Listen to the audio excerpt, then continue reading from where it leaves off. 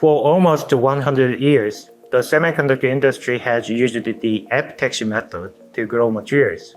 But the epitaxy depends on the type and the crystallinity of the substrate, which has been a big limitation. Unlike the traditional method, our hypotaxy method enables single crystal growth on any substrate regardless of its crystallinity. This is very useful for two-dimensional semiconductors like MOS2 or WSE2.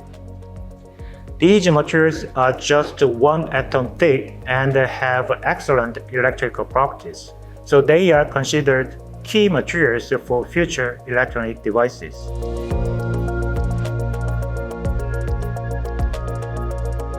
But growth of wafer-scale single crystal film has remained a key challenge.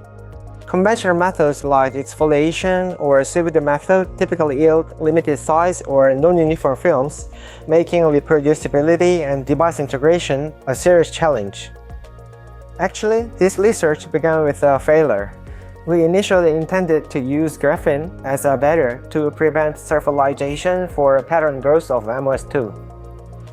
But by chance, we found a highly crystalline MOS film had grown beneath a single layer of graphene. That unexpected result became the starting point of our new approach. I've often emphasized that innovation often lies in failed experiments or unexpected results. In our case, the key point was nanopores in graphene. These nanopores guided the crystal orientation of growing TND nuclei, enabling a downward growth.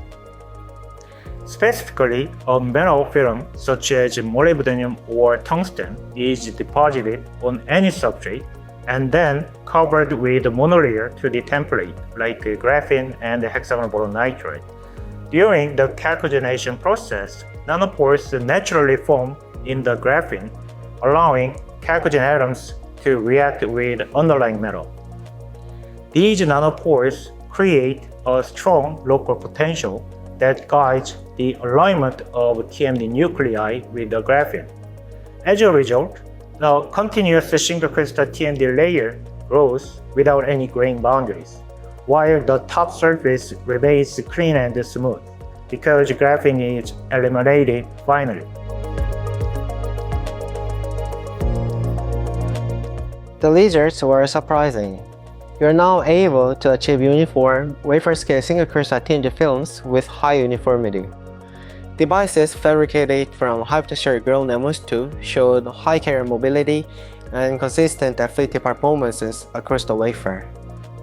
Moreover, the process can be performed at lower temperatures around 400 degrees Celsius by preformation of graphene nanopores using oxidative plasma treatment. This makes our hypotaxy method fully compatible with standard CMOS back-end-of-line integration.